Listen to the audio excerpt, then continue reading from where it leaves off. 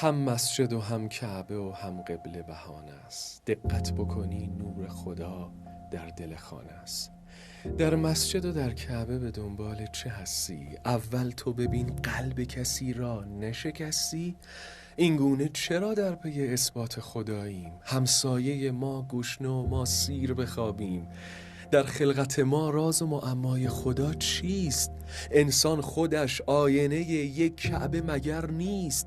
برخیز و کمی کعبه آمال خودت باش. چنگی به نقابت بزن و مال خودت باش. تصویر خدا پشت همین کهنه نقاب است. تصویر خدا واضح و چشمان تو خواب است. شاید که بتی در وسط ذهن من و توست. باید بت خود با نم باران خدا شست. گویی که خدا در بدن و در تنمان است. نزدیکتر از خون و رگ گردنمان است.